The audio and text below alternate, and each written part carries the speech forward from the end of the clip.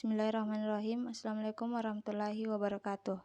Perkenalkan, nama saya Suci Rahmi dari kelas Kesmas A 2021 dengan NIM 702012012174 dengan dosen pengampu Ibu Yusma Indah Jahyadi SGS MKes. Di sini saya akan menjelaskan tentang keseimbangan asam basa. Keseimbangan asam basa memang merupakan tantangan terbesar dalam tubuh kita. Bagaimana menjaga homeostatis dari asam basa tadi? Bagaimana menjaga konsentrasi ion hidrogen atau H+? Otomatis itu menjaga pH dari tubuh kita. Nah, diet atau makan yang tinggi protein ini ternyata bisa menghasilkan lebih banyak asam. Jauh lebih banyak asam dibandingkan basa. Sehingga makanan tinggi protein itu sebenarnya bisa berakibat pada meningkatnya keasaman darah kita. Apa sih atau dalam range berapa pH darah kita itu dikatakan normal? Jadi dikatakan normal kalau range-nya di antara 7,35 sampai 7,45, kurang dari 7,35 dikatakan sebagai asidosis atau asidemia. Kalau pH darah kita di bawah 7,35, lebih dari 7,45 maka dikatakan alkalosis atau alkemia. Dan dua kondisi ini sangat tidak boleh terjadi dalam tubuh kita karena berdampak yang buruk bagi kesehatan.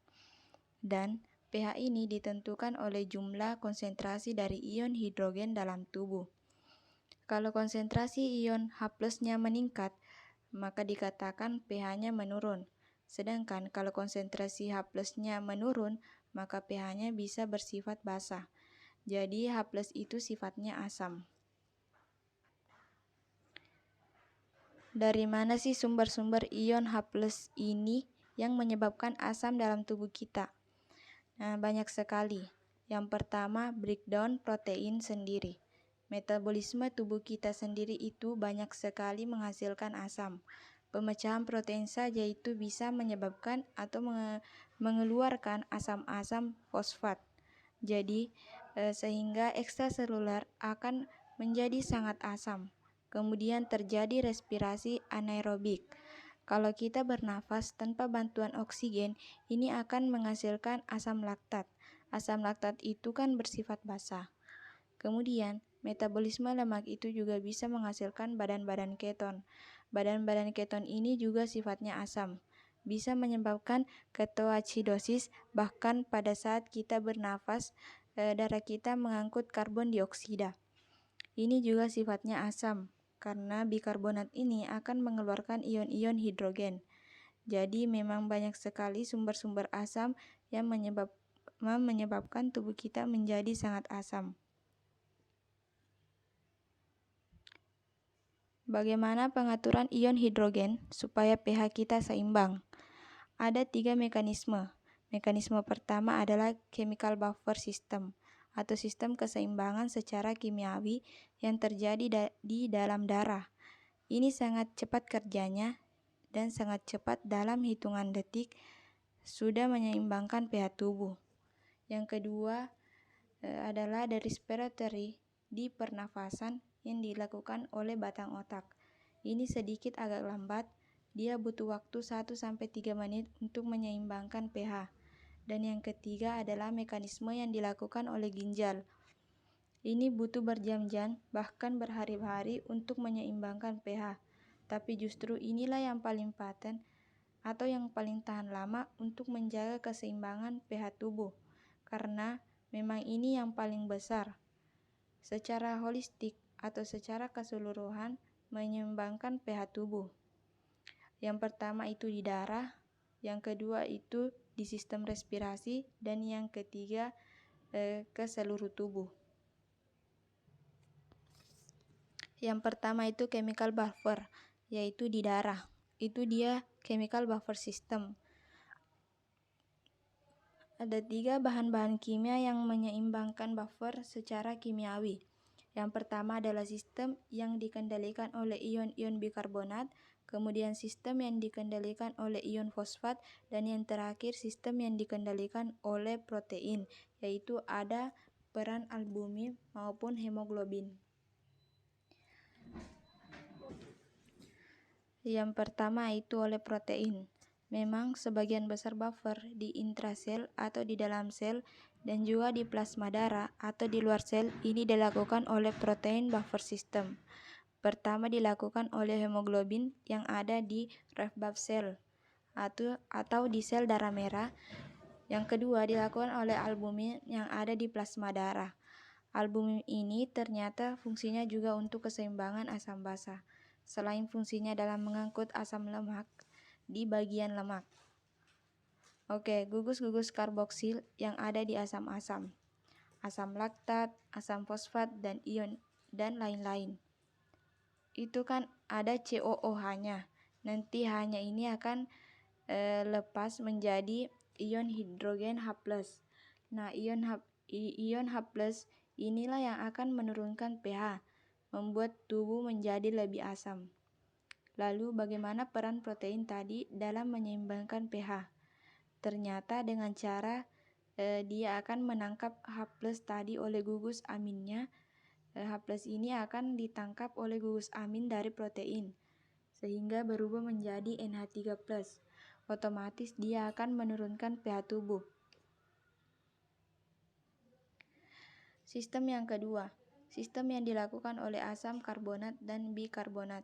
Nah, di sistem respiratory ada semacam regulasi keseimbangan asam basa sebagai suatu sistem buffer yang sifatnya fisiologis. Ada reaksi berkebalikan antara karbon dioksida yang terlarut dengan air. Jadi nanti ion-ion bikarbonat atau HCO3 ini akan bertindak sebagai basa lemah. Sedangkan ion-ion karbonat atau H2CO3 ini bertindak sebagai asam lemah. Jadi pada saat tubuh mengalirkan CO2 ini kan sifatnya asam. Asam ini bergabung dengan air yang ada dalam plasma darah. Ini akan membentuk H2CO3. H2CO3 adalah asam lemah. Jadi asam yang kuat tadi yang dihasilkan oleh CO2 ketika dia bereaksi dengan air, maka dia akan terbentuk menjadi asam yang lebih lemah. Jadi secara otomatis menurunkan pH, walaupun H2CO3 ini juga sebenarnya bisa menghasilkan H+ atau asam, dan juga bisa menghasilkan HCO3- atau basa lemah. H+ dan HCO3- akan dikendalikan oleh ginjal untuk menyeimbangkan basa tubuh. Di sisi lain, hemoglobin tadi mengikat oksigen. Itu juga bisa mengikat asam yang berlebihan. Jadi dari bantuan hemoglobin, sehingga nanti asam tadi akan diikat oleh hemoglobin dan bisa menurunkan pH tubuh. Kemudian buffer system yang ketiga adalah yang dilakukan oleh fosfat. Jadi junggot-junggot dari fosfat, dari basa-basa fosfat, yaitu ada di fosfat dan juga ion fosfat. Nah, ini kebanyakan terjadi di dalam sel, di intraseluler. Bagaimana cara kerjanya? Cara kerjanya adalah pada saat meningkatnya ion H+, asam-asam yang kuat ini akan diikat oleh HPO42- yang menurunkan basa lemah, sehingga asam yang kuat tadi menjadi asam yang lebih lemah, yaitu H2PO4-. Ini sebaliknya, kalau misalnya tubuh sedang basa, adanya OH- itu kan basa kuat. Nah, yang basa kuat ini akan diikat oleh H2PO4- yang merupakan asam lemah, sehingga basa yang kuat tadi berubah menjadi basa yang lebih lemah. Jadi intinya untuk melemahkan asam kalau terlalu asam dan melemahkan basa kalau terlalu basa. Mekanisme yang dilakukan ginjal. Tadi yang paling lama tapi justru yang paling paten. Ini memang jalan kerjanya. Seperti apa ya?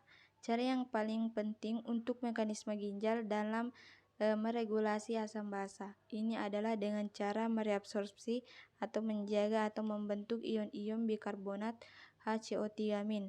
Kalau tubuh kita terlalu asam atau sebaliknya, dia juga mengekskresi atau mengeluarkan ion-ion bikarbonat tadi ke urin. Kalau tubuh kita terlalu basah, terlalu basah. Jadi intinya gini ya, kalau kita loss atau kehilangan ion-ion bikarbonat itu sama saja kita meningkatkan ion-ion hidrogen atau meningkatkan asam. Sebaliknya kalau kita mereabsorpsi atau mengembalikan ion-ion bikarbonat itu sama saja dengan kita kehilangan banyak ion hidrogen atau menurunkan tingkat keasaman. Inilah prosesnya kurang lebih sebagai respon dari asidosis. Kalau terjadi asidosis atau keasaman yang berlebih dalam tubuh kita, maka ginjal ini akan mengeluarkan atau menghasilkan ion-ion bikarbonat dan memasukkan mereka ke dalam darah dengan cara mereabsorpsi.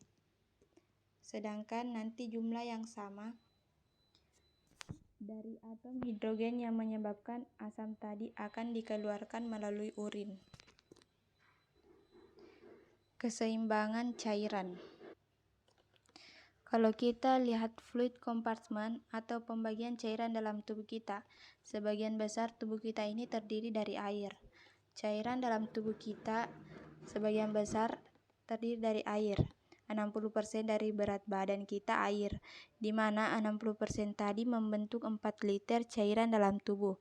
Dari 60% cairan tadi atau dari 40 liter cairan tadi, sebagian besar ada di intraseluler atau di dalam sel, sekitar 25 liter, sedangkan 20%-nya atau 15 liter ada di ekstrasel. Kemudian di ekstrasel ini terbagi lagi. Kompartemennya dari 15 liter tadi, sebagian besar atau 12 liter ada di interstisial atau di sela-sela antar sel.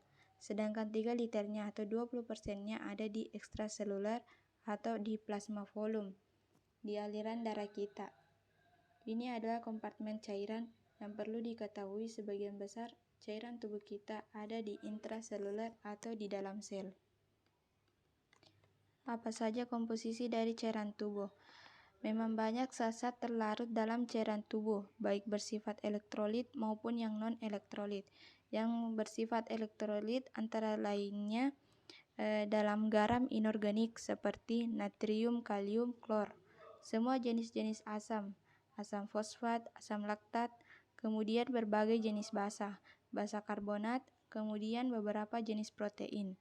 Nah, ada juga zat terlarut yang sifatnya non-elektrolit yang tidak membawa muatan, antara lain glukosa, lipid, kreatin, urin, dan lain-lain. Nah, yang perlu diketahui di sini bahwasannya pelarut yang bersifat elektrolit ini dia memiliki kekuatan osmotik yang jauh lebih besar dibandingkan zat terlarut yang sifatnya non-elektrolit. Nah, ini implikasinya apa? Otomatis zat terlarut yang sifatnya elektrolit ini dia memiliki kekuatan yang lebih besar untuk menarik cairan. Cairan itu akan mengikuti gradien osmotik dan juga akan mengikuti kekuatan osmotik yang dilakukan atau yang terjadi pada elektrolit. Sehingga nanti air ini akan bergerak mengikuti gradien osmotik atau gradien kekentalan, di mana zat terlarut itu ada maka air akan ikut. Kita sudah belajar mineral. Ada mineral yang secara alami terdapat di dalam sel, ada mineral yang secara alami terdapat di luar sel. Ini semua menjaga keseimbangan cairan. Ekstraseluler fluid atau cairan ekstraseluler ini, kation utamanya terdiri dari sodium atau natrium. Natrium ini adanya di luar sel. Kemudian anion utamanya adalah chloride atau celmin. Celmin ini adanya di luar sel bersama-sama dengan natrium. Mereka berdua ini memang tidak pernah terpisahkan, selalu bersama-sama, natrium dan chloride. Sedangkan di cairan intraseluler, ini kation utamanya adalah potasium. Kemudian anion utamanya adalah fosfat. Di dalam sana ada fosfat dan kalium. Dan yang perlu diingat, peran dari pompa natrium kalium untuk menyeimbangkan cairan di dalam dan di luar sel. Jadi natrium maupun kalium akan saling bertukar tempat dalam proporsi yang ditentukan itu untuk menjaga keseimbangan antara cairan dalam dan luar sel. Nah, tentu kita membahas water intake dan output, asupan dari cairan dan pengeluarannya. Jika kita membahas keseimbangan cairan, rata-rata pengeluaran cairan sehari itu berapa banyak? Sekitar 2 liter. Nah, 1500 ml dikeluarkan melalui urin. Ini memang sebagian besar ataupun cairan. 700 ml dikeluarkan melalui kulit, kemudian lewat paru-paru. Kemudian 200 ml dikeluarkan melalui keringat, 100 ml dikeluarkan melalui feses. Nah, oleh karena itu, asupan cairan juga harus sekitar ini, sejumlah ini, tidak boleh kurang maupun berlebih. Dari mana asupan cairan? Asupan cairan sebagian besar didapatkan dari minuman atau beverage. 1500 ml dari makanan, sekitar 750 ml makanan yang mengandung cairan atau buah-buahan. Dan ternyata metabolisme tubuh kita sendiri banyak menghasilkan cairan, sekitar 250 ml. Ini harus dijaga keseimbangannya antara water output dan juga water input supaya tidak terjadi dehidrasi. Masuk ke dehidrasi. Dehidrasi itu terjadi ketika water loss atau kehilangan cairan lebih besar dibanding asupannya. Nah, menurunnya volume plasma atau volume darah yang terjadi pada saat dehidrasi ini akan meningkatkan osmolaritas plasma atau kekentalan plasma. Kekentalan plasma itu maksudnya berarti zat pelarut lebih tinggi dibandingkan cairan. Terjadi pada saat kita kekurangan cairan, otomatis cairan darah kita turun, zat pelarutnya akan lebih tinggi, konsentrasinya atau osmolaritasnya akan meningkat, atau dengan kata lain, kekentalan darah pun akan meningkat. Kalau osmolaritas plasma ini meningkat, maka akan menstimulus pusat rasa haus yang ada di hipotalamus. Nah, hipotalamus itu adanya di otak. Hipotalamus ini banyak pusat-pusat rasa haus yang disebut sebagai osmoreseptor. Osmoreseptor ini juga nantinya akan memicu rasa haus. Kemudian, bagaimana cara kerja osmoreseptor? Nah, bagian ini kita mulai dari teratas, yaitu meningkatnya osmolaritas plasma yang terjadi pada saat seseorang kekurangan cairan.